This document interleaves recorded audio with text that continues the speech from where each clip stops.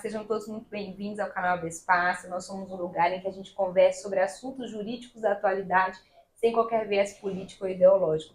Hoje eu estou recebendo a doutora Fernanda Coimbra. Ela é advogada, pós-graduada em Direito Médico e da Saúde, também presidente da Comissão de Direito Médico e da Saúde da OAB de Contagem e palestrante. Doutora Fernanda, é um prazer enorme te receber, viu? Ai, obrigada. Eu que agradeço o convite para falar de um assunto que eu amo, né? E ainda mais acompanhando você com suas habilidades culinárias. Eu tenho certeza que vai ser maravilhoso. Muito obrigada.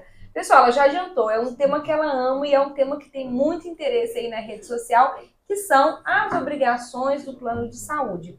Enquanto a gente conversa sobre isso, eu vou cozinhar aqui para a doutora Fernanda uma massa ao molho de bacon e queijo e um pouquinho de tomatinho. Quem quiser reproduzir essa receita vai estar tudo na descrição do vídeo, tá bom? Que delícia! Doutora, então vamos lá, vamos à massa. Eu aqui e a doutora daí. De forma assim, mais básica, porque eu sei que o tema é realmente muito abrangente, né? Quais são as principais obrigações do plano de saúde? Eu acho que as obrigações mais importantes que o paciente tem que ter em mente é que o plano de saúde é obrigado a fornecer determinados tipos de medicamentos. E quando a gente fala de medicamentos, a gente tem que voltar lá no rol da ANS, porque tem um posicionamento jurisprudencial um pouco controvertido, né? Alguns juízes entendem que é super restrito, né? Só antineoplásicos, ou seja, só aqueles medicamentos para paciente com câncer que faz uso oral do medicamento em casa. E aqueles tratamentos, por exemplo, para esclerose múltipla. Então, são tratamentos pouco mais complexos. Então, nos julgamentos, a gente vai ter situações em que a gente consegue só esses medicamentos para doenças mais complexas e a gente também vai ter os casos para doenças menos complexas. Agora, usualmente, né, embora na teoria o rol da ANS cubra uma grande quantidade de medicamentos, usualmente medicamentos mais simples de uso doméstico não são cobertos. Agora, os para câncer, esclerose múltipla, lúpus, essas doenças crônicas mais complexas, sim, o convênio é obrigado a cumprir. Outra coisa que eu acho importante é a carência, né? As pessoas têm que saber que quando elas contratam um plano de saúde, a carência ela é só de 24 horas. Mas essas 24 horas não se aplicam a situações de urgência e emergência. Então, surgiu uma urgência, surgiu uma emergência, você está coberto sim. Outra coisa que eu acho importante... Engraçado, eu tinha essa informação quando eu fiquei grávida, eu descobri essa informação quando eu fiquei grávida. Porque às vezes você acabou de contratar o plano e tem um parto de urgência e emergência, então precisa respeitar essa carência. E muitas vezes o plano de saúde nega a cobertura indevidamente, né, falando que está na carência, mas para urgência e emergência não tem carência. Né? Outra coisa que eu acho importante, não pode ter limitação para internação. A internação, ela tem que ocorrer durante o tempo que o paciente precisar do tratamento. O tempo necessário. Uma coisa corriqueira é o plano de saúde, completou 12 dias, ele começa a querer restringir o tempo de internação ou gerar cobranças. Isso é indevido, é abusivo, né? Não pode acontecer, porque a pessoa ela não tem noção do tempo de recuperação. Então, tá lá na Lei 9656 de 98, que é a lei dos planos de saúde, a informação de que não pode ter nenhuma restrição com relação ao período de internação. Deixa eu pensar outra informação importante. Tratamentos hoje, a gente enfrenta uma complexidade muito grande com os autistas, né? A gente teve um aumento gigantesco da demanda dos autistas. Os autistas, eles têm um volume de tratamentos grandes, né? Porque eles precisam de psicologia, fonoaudiologia. Então, o direito a tratamentos terapêuticos, como psicologia, fisioterapia, fonoaudiologia, para algumas doenças não pode ter limitação de sessões. Ele é ilimitado. Doutora Fernanda, e aí a doutora já introduziu, mas acho que agora a gente já pode ir de forma mais profunda. Explica para o pessoal o que é esse rol da ANS, caso alguém nunca tenha ouvido falar, e se é possível você pleitear algum procedimento que não esteja nesse rol. Ótimo. O rol da ANS, como o próprio nome diz, é um rol, né? A ANS é a Agência Nacional de Saúde. Quando um medicamento ele entra no Brasil, né, ele foi aprovado, vamos supor que ele está sendo desenvolvido lá nos Estados Unidos. E aí o que acontece? Ele é aprovado pelo FDA, ou seja, que é a Anvisa dos Estados Unidos. A mesma coisa na União Europeia. Sim. Então o que acontece? Aprovado pela Anvisa, ele entra para um novo sistema de aprovação, que é o próximo degrau, que é a Conitec. A Conitec ela vai construir o protocolo de diretrizes terapêuticas do SUS, né? Onde vai ser determinado quais medicamentos podem ser fornecidos pelo SUS. Sim. A ANS é um pouco mais amplo. São os medicamentos que têm que ser fornecidos tanto pelo SUS ou pelo plano de saúde. Né? Então, o que acontece? O rol da ANS, na verdade, é uma lista dos medicamentos que, por assim dizer, tem obrigatoriedade de fornecimento. Então, o plano de saúde, lá na Lei 9656 de 98, ele vai falar assim, o plano de saúde ele é obrigado a custear os medicamentos disponíveis no rol da ANS. Tudo que está no rol da ANS está coberto pela lei. Então, qual que é a grande complexidade? O que não está coberto no rol da ANS. Por exemplo, medicamentos de uso experimental, o plano de saúde não é obrigado a cobrir. Ah, mas nós não conseguimos isso judicialmente? Não necessariamente.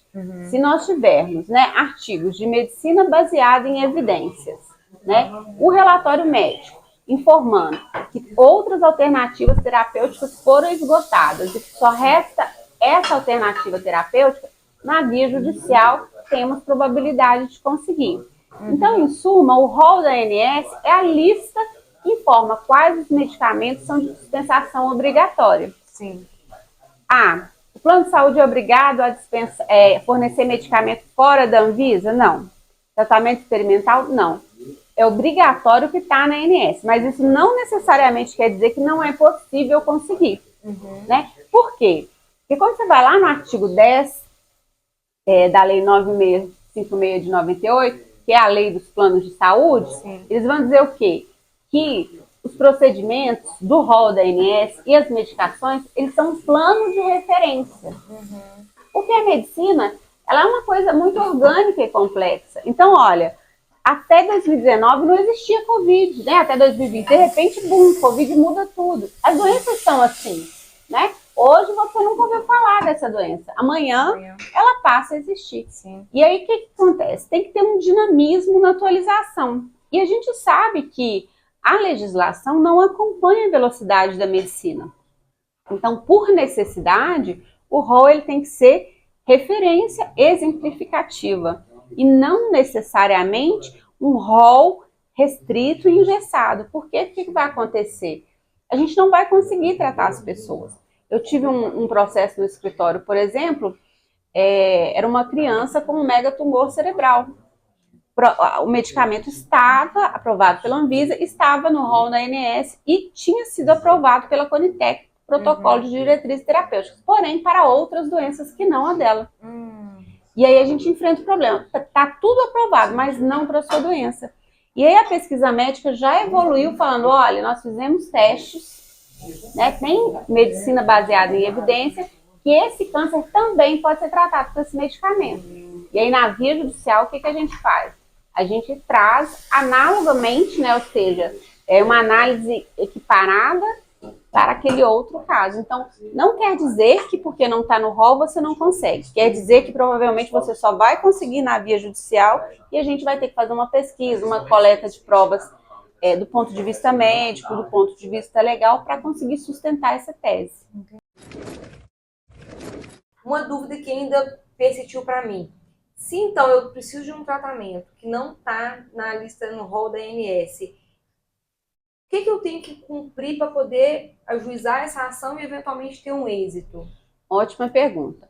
A gente tem um formulário, que é um relatório médico construído para a via judicial, porque o médico ele sabe tudo da sua doença, mas o juiz não, né? O juiz é leigo em medicina. Então a gente tem um formulário que ele é construído para ter todos os elementos que o juiz precisa para entender. Então a primeira coisa a fazer é pegar a receita médica com o seu médico, conversar com ele, pedir para ele preencher esse relatório médico da via judicial. Por quê? Porque esse relatório médico vai constar informações importantíssimas que atendem os requisitos das súmulas que regem esse tipo de processo, né? Então, o que acontece? Esse tipo de processo, quando o paciente quer um medicamento que não está autorizado na Anvisa, que é experimental, né? Ou que está fora do rol da ANS, a gente tem que provar a eficácia, a acurácia desse procedimento. E como é que a gente comprova? Num relatório médico que vai dizer, olha, um caso que eu tive, por exemplo, também de câncer. 1 a cada 5 cânceres são raros, então provavelmente vão precisar de medicamentos experimentais. O médico disse, olha, eu usei a primeira, a segunda, a terceira, a quarta linha terapêutica e não funcionou. Só restou esse medicamento experimental para ela ter uma chance de sobrevida. E aí o médico vai explicar nesse relatório que testou todas as linhas terapêuticas, que elas não foram viáveis e que agora a última probabilidade é essa linha terapêutica. Feito este relatório, a gente vai precisar, hoje, né, todos os juízes estão solicitando, ainda mais depois do tema 1234 do STF, é mais aplicado ao SUS, mas eles estão trazendo essa normatização para a saúde suplementar também. Você vai ter que trazer para o processo medicina baseada em evidências, com testes randomizados e com meta-análise, né? Então, quando o advogado for propor essa ação para o cliente dele, ele vai ter que fazer uma pesquisa nas bases de artigos médicos sobre aquela doença, dizendo, olha, esse medicamento experimental que ela está solicitando funciona mesmo. Ele vai dar realmente uma chance de sobrevida. Por quê? Muitas vezes vai ser um medicamento de alto custo. Então, eu tenho que justificar para o juiz que esse medicamento de alto custo não vai ser em vão. Né? Vai ser um investimento que dá uma probabilidade de sobrevida real para o paciente. Não é aqueles experimentalismos que só consomem o dinheiro das pessoas, em muitos casos que a indústria farmacêutica faz de oportunismo, né? Então a gente tem que provar que sim, tem evidência científica. E como é que é esse teste randomizado e essa meta-análise, né? O teste randomizado é aquele teste que é feito com um volume, né, substancial de pessoas, que é duplo cego, tem o placebo lá e o medicamento real. E essa é a nossa grande briga para doença rara, né? Como é que você vai fazer teste randomizado com doença rara? Impossível. E a meta-análise é aquele artigo que foi analisado depois de pronto por outros médicos e checado realmente se a procedência daquela pesquisa. Então você tem que ter uma base de pesquisa médica que você vai colocar ali para fundamentar, certo? E aí o que acontece? Cumpridos esses requisitos, os outros são os requisitos usuais processuais mesmo, sabe? Os documentos usuais e tudo, mas os dois mais importantes são esses: relatório médico, pesquisa médica, e aí você já pode propor uma ação sim. Perfeito, perfeito. Doutora, uma outra questão, ainda dentro dessa questão, né, de planos de saúde e procedimentos, eu acho que é muito discutida a questão dos medicamentos. A doutora fez ali um panorama, né, na primeira pergunta, mas se a doutora pudesse ser um pouco mais específica, também, quais seriam os requisitos para solicitar uma medicação que não está prevista nesse primeiro rol? Quais são os requisitos que a gente pode observar para eventualmente conseguir um êxito numa medicação? Ótimo. Então, se é um medicamento fora do rol, a primeira coisa que você tem que fazer é pegar a negativa administrativa. Então, você vai pegar o relatório médico, vai levar lá para o seu plano de saúde, vai solicitar aquele tratamento, aquele procedimento, que às vezes é uma cirurgia, às vezes é um medicamento, às vezes é uma terapia. Vai solicitar o medicamento, o plano vai negar, e aí você vai pegar aquela negativa, porque hoje, diferentemente de anteriormente, a gente tem que esgotar primeiro a via administrativa. Então, você vai pegar a negativa médica, a negativa do plano de saúde, vai pegar o relatório médico, vai pegar os artigos médicos fundamentando a solidez daquele medicamento, e aí sim você vai procurar um advogado da área para ele ajuizar a ação. Esses são os documentos necessários.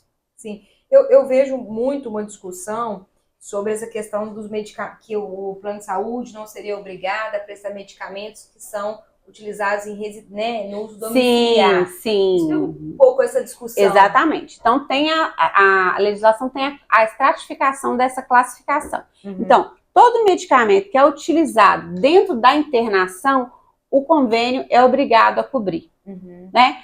No uso domiciliar, são só os medicamentos mais complexos, por exemplo, o antineoplásico, os medicamentos, por exemplo, de fibrose cística, do hemofílico. Agora, por exemplo, os medicamentos rotineiros de uso domiciliar, não. A operadora não é obrigada a cobrir. Então, a gente vai ter aqui, dentro do hospital, na internação, tudo que a pessoa utilizar tem que ser coberto pelo plano. A pessoa tem câncer e algumas doenças com maior, né, com alta complexidade, digamos assim. Ela vai conseguir alguns outros medicamentos que ela também pode conseguir, insulina, medicamentos relacionados a diabetes, alguns medicamentos controlados. Mas, via de regra, não são todos os medicamentos, são alguns específicos. Para uso domiciliar, são alguns específicos. Sim. E legal que você falou dessa questão da insulina, eu lembrei de um conhecido que precisou de uma bomba de insulina e o plano de saúde acabou negando, né? Existe essa discussão, se tem ou não direito a essa bomba de insulina.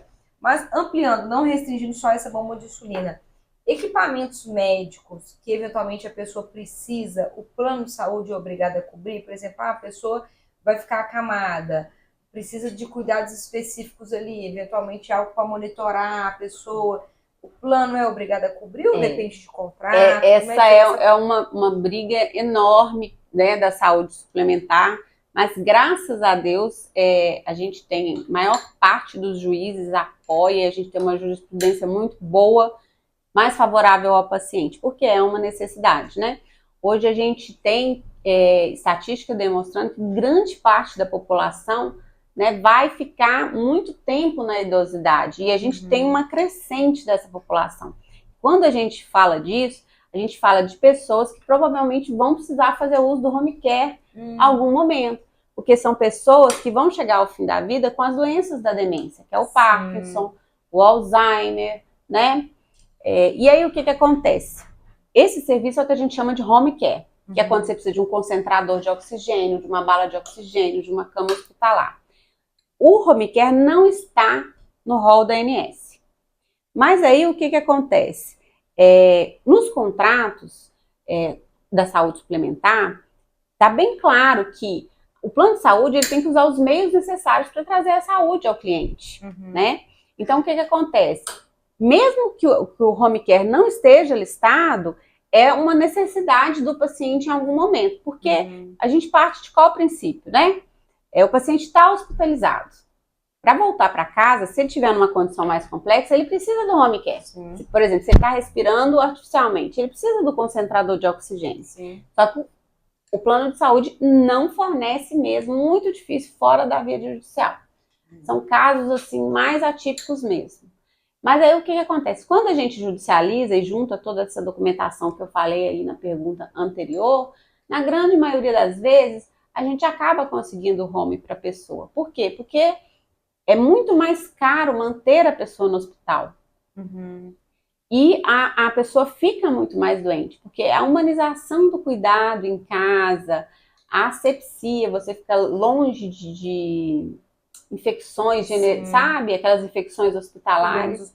Então, do ponto de vista de custo, de qualidade de vida do paciente, o home care é muito viável e importante. Mas uma coisa é o que a gente tem em teoria, outra coisa é o que a gente tem em prática. Na prática, os planos de saúde negam sistematicamente a grande maioria das coisas que não estão no rol. E até algumas coisas que estão no rol, eles tendem a restringir.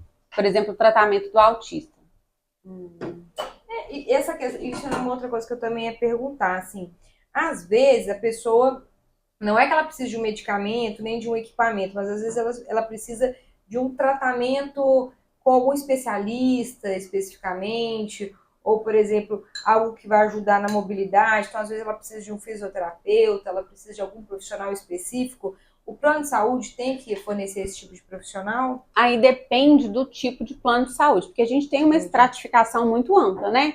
A gente tem plano de coparticipação, a gente tem plano somente empresarial, a gente tem seguros de saúde, a gente tem, por exemplo, a Unimed tem Unipart, Uniflex, Unifácil. Então, o que acontece? Isso também é importante entender, porque o plano de saúde, ele desenvolve a estrutura dele numa quantidade de coberturas para acessar vários públicos, né? Então, uma pessoa com a capacidade aquisitiva, uma renda menor, ela vai usar um plano mais simples, com uma menor cobertura.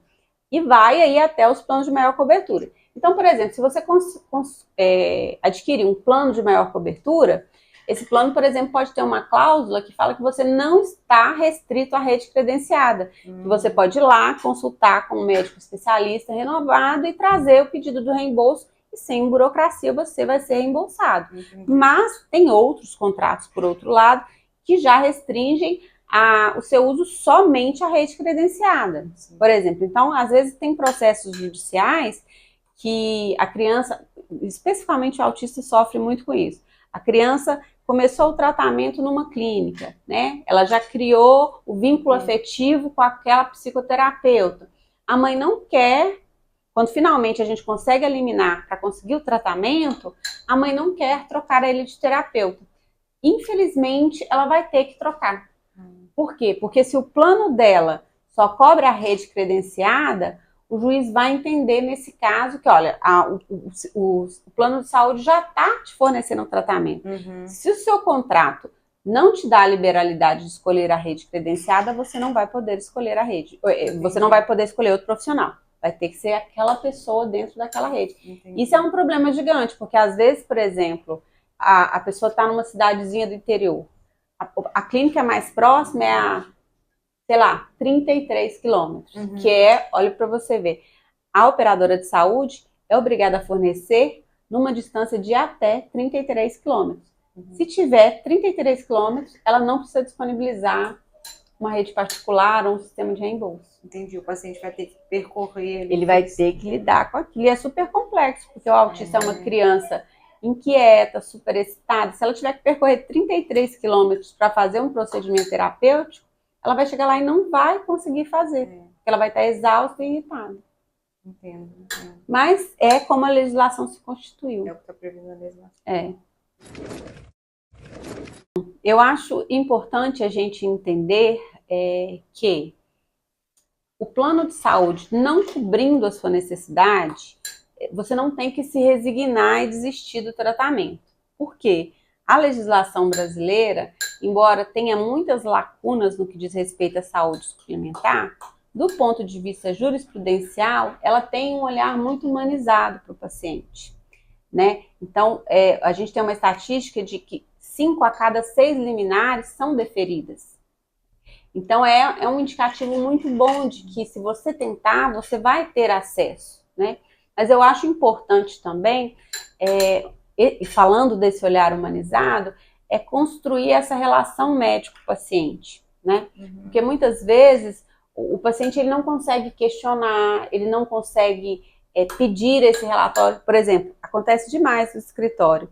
Quando eu falo que o paciente precisa do relatório, ele vai lá na operadora dele de saúde, mas a operadora é obrigada a não fornecer. O médico credenciado, ele é obrigado a não fornecer o relatório. Vira um problema para conseguir. Isso. Aí o paciente ele tem que recorrer ao SUS, né? Ou pagar uma consulta particular para ter a prova que ele precisa ter constituído para ajuizar uma ação e ter acesso ao plano de saúde. Nossa, isso é um problema, né, Fernanda? Porque, imagina, se você não tiver condição, às vezes até você conseguir uma consulta no SUS, dependendo da urgência, até... É o que aconteceu, por exemplo, com o tema 1234, né? O tema 1234 foi julgado, eu acredito que outubro do fim desse ano, que passou, e aí, são sistematizações que são feitas pelo Supremo Tribunal Federal para refrear, né, essa explosão da judicialização da saúde, né?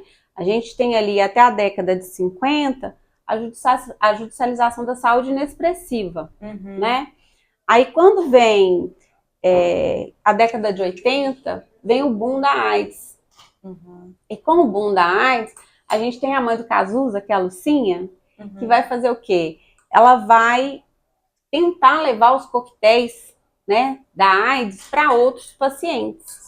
E aí ela percebe que só na via judicial ela vai conseguir isso, porque os coquetéis eram muito caros e não dava para disponibilizar isso.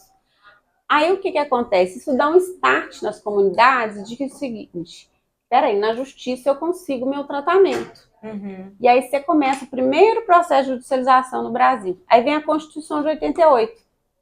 E aí ela vem com o artigo 196 que fala, olha, a saúde é um direito de todos, tem que ser garantido. Então aí o que acontece? Você tem pela primeira vez o direito à saúde regulamentado efetivamente do ponto de vista constitucional.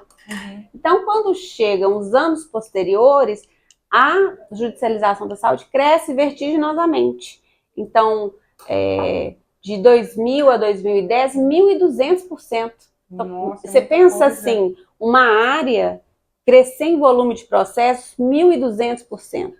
É muita coisa. E aí depois, nos últimos 4 anos, isso já quase que dobrou. Então a gente tem um boom da judicialização. Por quê? Porque foram abertos esses espaços. Primeiro, né, para garantir através do SUS, e segundo, porque as operadoras de saúde tendem sistematicamente a não fornecer nem mesmo o que está ali no rol do INSS, quanto mais o que não está. Fernanda, eu queria, assim, você já atua nessa área há um tempo, eu queria saber se existe algum caso que te marcou, que você acha que vale a pena compartilhar com o pessoal. Essa área é muito emotiva, né? Porque cada história, enquanto não sai a liminar, não sai o tratamento, o coração fica ali na mão. Mas eu tive uma história que me marcou muito especialmente, porque a minha história com a maternidade me marca muito. Chegou um casal no meu escritório, eu me recordo, a moça estava de touca, e ela tinha tido um câncer de pulmão, e o câncer de pulmão é um dos cânceres mais, como eu vou dizer, maldosos que tem, porque ele é silencioso, a pessoa não sente dor, muitas vezes até acontecer a metástase. Então o que aconteceu? Ela tinha o câncer no pulmão, mas até ter a metástase nos ossos e sentir dor nas pernas, ela não descobriu. Então, quando ela foi, ela já estava num quadro muito grave, fez a primeira, segunda, terceira, quarta linha terapêutica. Nenhuma funcionou, ela precisava de um medicamento caro e muito raro, né? Imagino. E aí eles me contam, e esse casal era um casal muito apaixonado e tinham 3 filhos e uma filha de 3 aninhos. Nossa.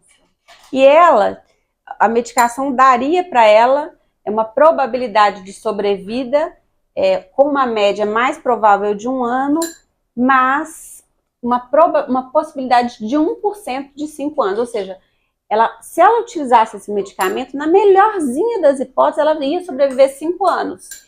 E, numa hipótese muito otimista, ela ia ter 1 ano muito bom.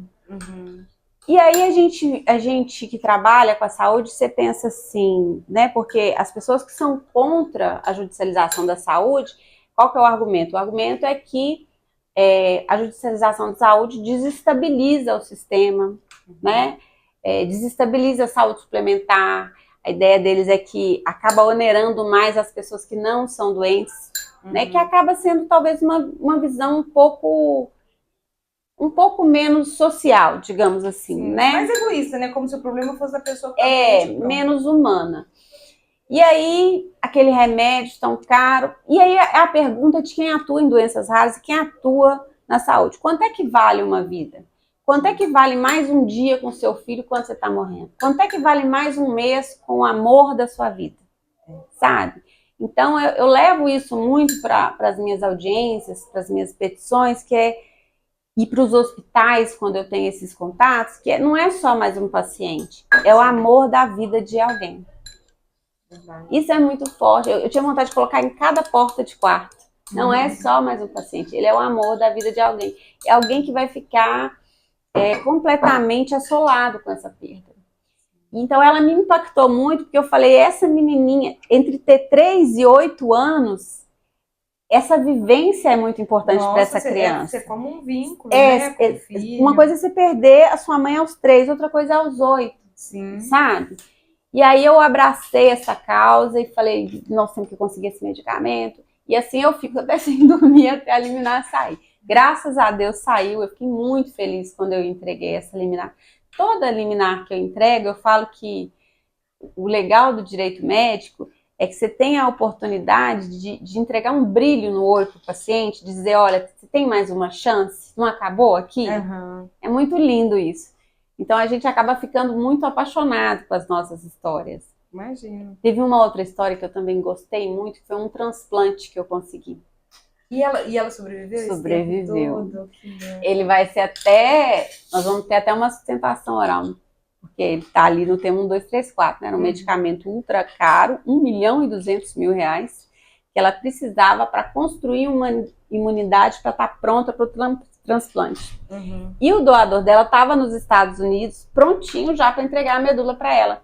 Só que como ela tinha passado pelos 4 ciclos, né, de químio, ela desenvolveu uma fragilidade no tecido do coração. Então ela precisava se recuperar para estar imunologicamente apta a receber aquela medula.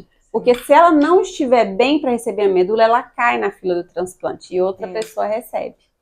E aí o que nós fizemos? Nós conseguimos esse tratamento, o Estado não disponibilizou o medicamento, a gente teve que fazer o sequestro dos valores nas contas públicas, fizemos o sequestro do valor, compramos a medicação, ela tomou a medicação, ficou bem, 1 mês depois ela fez o transplante e ficou curada. Nossa, que história sensacional! Ficou curada, ela tinha uma leucemia mieloide aguda e ficou curada da leucemia. E era uma senhora de uns quase 60 anos, com 4 filhos muito desesperados. Imagina. Sabe? Para conseguir, porque o transplante estava lá, ela só precisava melhorar, mas para ela conseguir melhorar o coração e ficar menos imunossuprimida, ela precisava de um medicamento muito caro.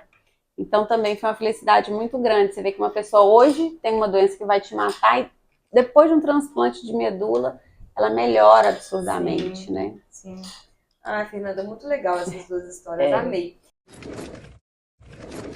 Fernanda, então assim, a gente viu que em muitas vezes, apesar da pessoa ter um plano de saúde, não está previsto diversos tratamentos, diversos medicamentos, e a pessoa eventualmente vai ter que recorrer ao SUS, né?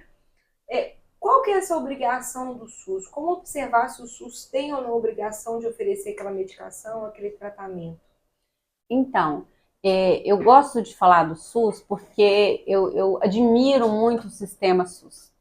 O nosso sistema de saúde é um dos mais completos do mundo. E aí, até por isso, às vezes, ele é tão sucateado, porque o SUS tenta mesmo entregar tudo para o paciente. Abraçar tudo, né? Eu tinha um filho com uma doença rara. Eu tinha um excelente convênio, mas quem tratou meu filho foi o Hospital das Clínicas, porque no convênio não tinha médico do gabarito do Hospital das Clínicas. Então, se você precisa de médicos altamente gabaritados, você pode procurar, que a maior parte deles vai estar dando aula na UFMG, trabalhando no Hospital das Clínicas, porque é lá que acontece a pesquisa top. Então, muitas vezes a pessoa vai sair, como eu saí, da saúde suplementar, que às vezes não vai oferecer aquele medicamento e vai ter que buscar no SUS. Por quê? A cobertura do SUS, por óbvio, é mais ampla. Então, recentemente, a gente teve o julgamento do tema 1234, né? Porque é um tema muito emblemático dentro da saúde. Porque regulamentar a forma de disponibilizar os medicamentos não é fácil. São muitas doenças. São medicamentos órfãos, que é aqueles medicamentos para doenças raras. São os medicamentos off-label, que são constituídos para uma doença e acabam sendo usados também em outras doenças. E aí, e tem os medicamentos de alto custo. Então, o STF, o que ele fez? Ele falou, nossa, tem muito processo e uma variação gigante de situações. Vamos padronizar isso. Então, eles nos entregaram o tema 1234. Esse tema dificultou muito o acesso dos pacientes à saúde. Não foi uma coisa que do ponto de vista do paciente, foi boa. Por quê? Porque dificultou mais o acesso, né? Ele criou mais requisitos. Antes a gente não tinha tantos requisitos. Mas, lá do outro, a busca também do STF é organizar o sistema de dispensação dos medicamentos, né? Organizar o sistema de gastos públicos. Mas, do ponto de vista do paciente, ficou mais complexo. Então, ele chegou e estabeleceu tais requisitos. Olha, alguns medicamentos vão ser dispensados pela União, alguns medicamentos pelo Estado e alguns medicamentos pelo município. E agora, por exemplo, quando você ajuiza uma ação, você já sabe de quem vai ser a competência. Aí já é para os advogados. Porque antes, muitos dos meus amigos falavam, Fernanda, vai ser contra a União, vai ser contra o Estado, vai ser contra o município. Existia um tema que chamava tema 793, que designava a responsabilidade como solidária entre os três, e depois que o medicamento era dispensado, o que era feito? O órgão que fosse responsável restituía para o outro. Para evitar esse fluxo complexo, né, do financeiro, do governo, eles instituíram o tema 1, 2, 3, 4. Então eles disseram assim, olha, os medicamentos não aprovados pela Anvisa, os medicamentos experimentais e os medicamentos de alto custo acima de 210 salários mínimos vão ser fornecidos pela União. Os abaixo de 10 salários mínimos regulamentados pela Anvisa, com protocolo de diretrizes terapêuticas, vão ser disponibilizados pelo município e pelo Estado, seguindo a ordem de complexidade. Alta complexidade é a União, medicamentos para as doenças de média complexidade o Estado e de baixa complexidade o município. Então, lá no posto de saúde, o paciente ele vai pegar aqueles medicamentos de uso básico, né? Que é aquele medicamento de diabetes, de pressão alta, né? Aquelas doenças mais comuns. Aqueles tratamentos, né, de médio custo, média complexidade, já vão ser disponibilizados aí pelo Estado. Então, o tema chegou e fez essa distribuição de competências, num primeiro momento. Num segundo momento, o que acontece? Ele tentou refrear o acesso indiscriminado aos medicamentos, criando critérios mais rigorosos. Então, e também tinha uma grande discussão, e é uma discussão que ainda está, né, muito latente, é a ideia de que o judiciário ele tá invadindo a competência do executivo, quando o judiciário designa o medicamento. E aí o que acontece? A narrativa é que quando o judiciário invade o executivo, ele desorganiza o sistema financeiro do executivo. Então, o que eles fizeram quando foram liberar esse tema? Eles fizeram várias reuniões com várias entidades administrativas, a dispensação de medicamento, e foram criando formas de regulamentar internamente. E aí ficou definido que passou a ser obrigatória a negativa administrativa, e aí depois eu vou falar um pouco sobre isso. Então, o paciente, para exigir judicialmente um tratamento, a primeira coisa que ele tem que fazer é ir lá na farmácia de Minas, levar a receita dele e dizer, vocês têm? Se vocês não têm, me deem um documento informando que não tem, para eu poder levar ali para o processo judicial. E aí esse é um problema também, porque nem sempre a resposta é automática. Eles têm até 21 dias para entregar essa negativa. E qual que é o problema disso? Um paciente com câncer agressivo em expansão, às vezes não tem 21 dias. Então, a meu ver, como profissional, essa regra, ela desfavoreceu muito o paciente. E outra, muitas vezes o medicamento não está no rol da ANS, não vai existir na farmácia de Minas. Por que o paciente vai ter que esperar 21 dias só para ter uma negativa? Ele já sabe que vai ter. Porque se o paciente me procura no meu escritório, eu já olho lá. Está no rol da ANS, né? Está lá no anexo da lei, o rol de medicamentos disponibilizados. Ou então lá no site do Rename, né? Que é o site que tem a lista, a relação de medicamentos que o SUS disponibiliza. Eu já vou olhar e vou falar, não tá. Por que o paciente tem que esperar 21 dias para receber um não? Ele já sabe que vai. Enquanto a doença dele está, né? Doenças agudas, elas pioram muito rápido. Então, esse é o primeiro requisito. O segundo requisito é essa repartição de competências, né? Então, agora você não pode mais ajuizar na competência errada.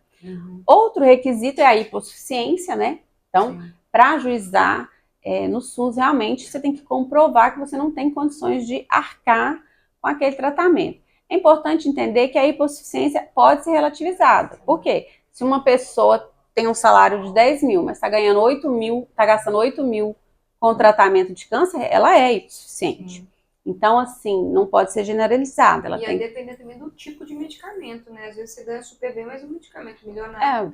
Um home care é 15 mil reais por mês. Então, olha o tanto de idosos que nós temos nas nossas comunidades, né? Quando eu falo de acessibilidade, de idosidade, é justamente esse entendimento. Que talvez hoje você não tenha um deficiente na sua casa, mas em algum momento da sua vida, certamente você vai ter. Ou seu pai idoso, ou sua mãe idosa, ou um irmão que sofreu um acidente, ou um filho que contraiu uma doença grave. Todos nós estaremos dentro dessa mazela em algum momento da vida, porque é parte da existência. Então, né, lutar por uma sociedade mais acessível, mais humanizada, é lutar por você mesmo, né? Então, o segundo requisito é... Primeiro requisito eu falei, olha, já me esqueci. Primeiro requisito... É a negativa. A negativa. Segundo requisito é a hipossuficiência. Terceiro requisito, que eu acho que é o que tem sido mais complexo para os pacientes, né? Porque quando você procura um advogado não especialista, dificilmente ele vai fazer essa pesquisa, por causa do desconforto de uma área completamente diferente. E aí o que acontece? Você tem que levar a medicina baseada em evidências, né? Então você vai ter que trazer um relatório médico randomizado, com meta-análise, informando a eficácia, a acurácia, a relação custo-efetiva, né? Porque se eu vou te disponibilizar um medicamento de 1 milhão, você tem que ter pelo menos uma chance de sobreviver, né? Não pode ser inócua a tentativa. Então, esse tipo de relatório. Você tem que informar se o medicamento não entrou no protocolo de diretrizes terapêuticas por alguma ilegalidade ou alguma incompetência do sistema. Ou seja, o medicamento entrou no país, ele entra, é aprovado pela Anvisa. Depois a Conitec coloca ele no rito de aprovação, faz os testes para ver se ele é seguro, né? E muitas vezes a Conitec não aprova. Se o medicamento não foi aprovado pela Conitec, eu, quando vou ajuizar a ação, tenho que provar para o juiz por que essa não aprovação ou essa desatualização na aprovação, ela é ilegal e prejudica o cliente. Então, o que acontece? Primeiro, né, negativa administrativa, hipossuficiência, relatórios médicos, a prova da ilegalidade administrativa. Então, se é a Conitec que não colocou no protocolo de diretrizes, então vamos justificar por que a gente discorda do fato desse medicamento não ter sido incorporado. Qual que é a importância da incorporação?